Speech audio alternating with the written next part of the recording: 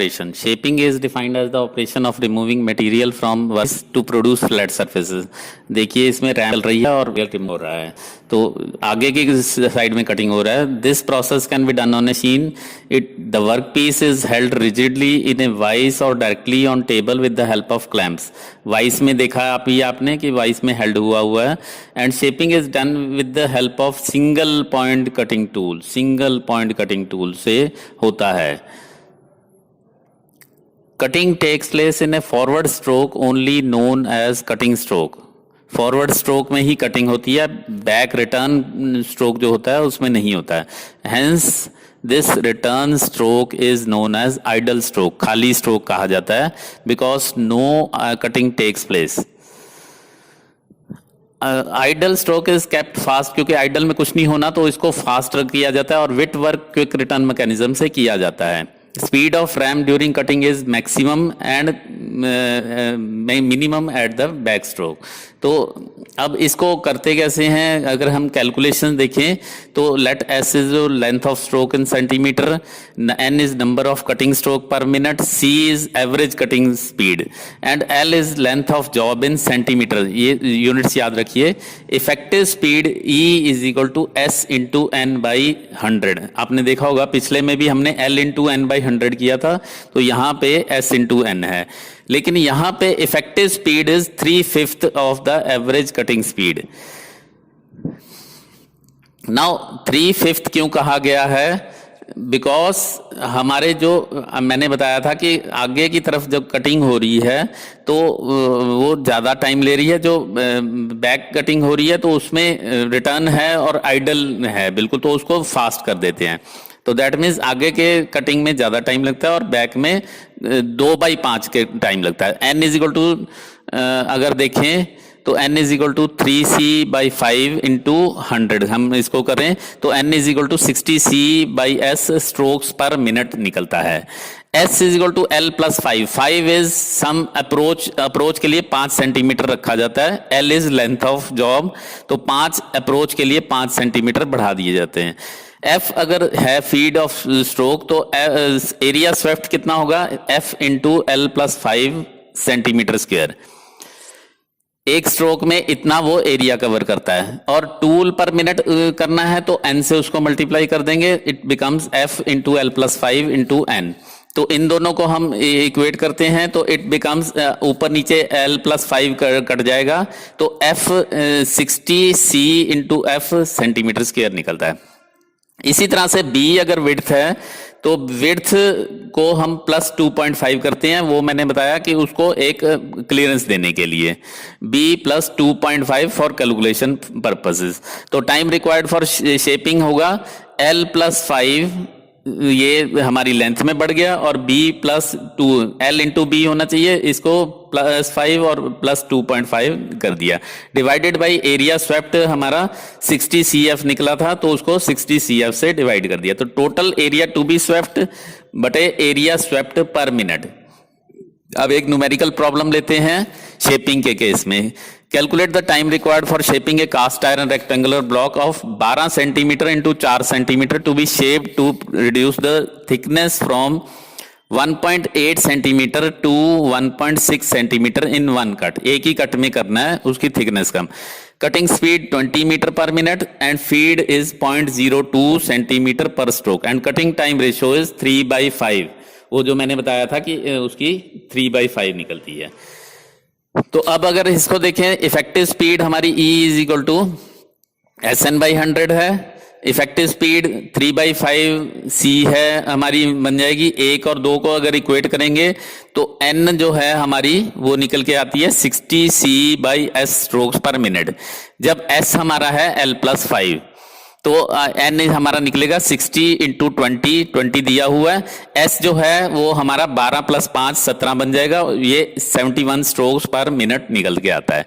Area swept by tool per minute is F into L plus 5 into N. अभी हमने calculate किया था L plus 5 into F into N. दी हुई है 0.02. F ये हमारी 12 प्लस 5 17 बन जाएगी इंटू 71, ये 24.14 सेंटीमीटर स्क्वायर पर मिनट निकलेगा area. Time required for shaping हमारा एरिया है 12 plus 5 into 4+2.5 L+5 B+2.5 divided by 24.14 हमने अभी निकाला है, और उसको जब डिवाइड करेंगे तो शेपिंग का हमारा टाइम आ गया 4.58 minute. This is the final answer.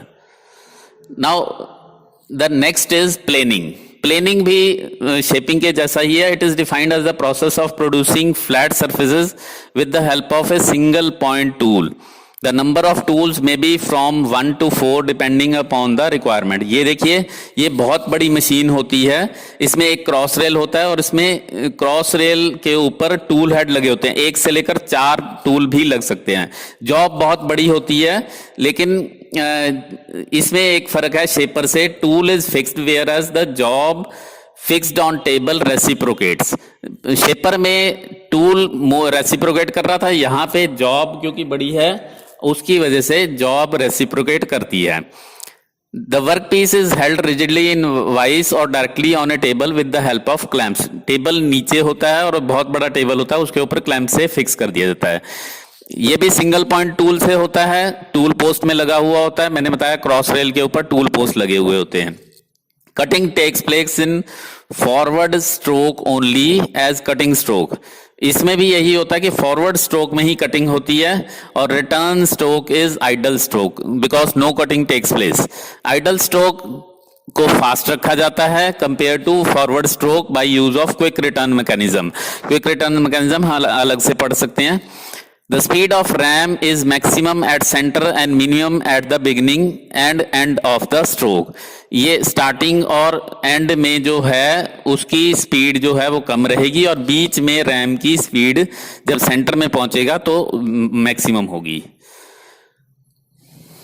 अब फॉर्मूलेज कैसे हैं, वही वाले मिलते जुलते हैं. सिर्फ फर्क इतना आ जाएगा कि उसमें इफेक्टिव स्पीड जो है वो 3/4 से हो जाएगी. S length of stroke centimetre में, N C average cutting speed and L is length of job. तो यहां पे SN/100 इफेक्टिव स्पीड आएगी.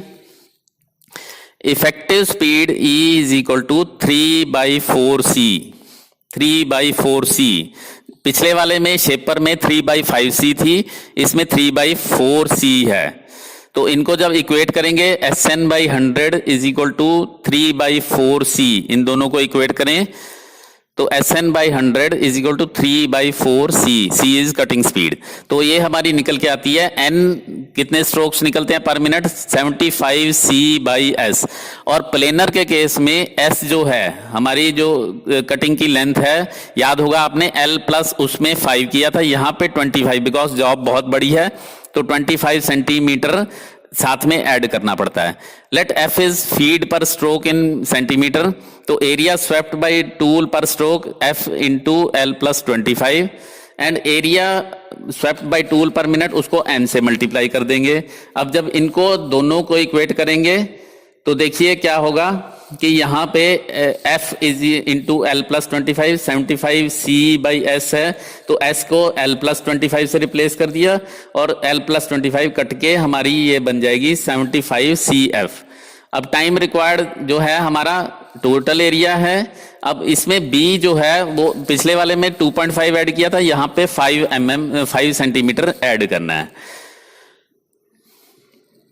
तो total area is L+25 into B+5 और नीचे area swept per minute is हमने अभी कैलकुलेट किया था 75CF है. So let us take numerical problem. Statement है calculate the time required for finishing a surface of size 120 centimetre into 30 centimetre on a planing machine.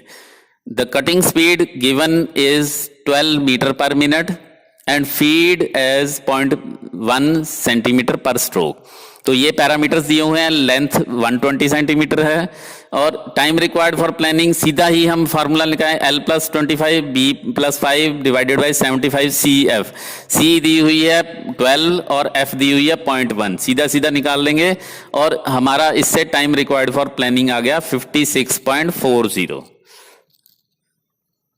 तो यही वाला हमारा आंसर बन जाएगा. That is all for today. Thank you very much.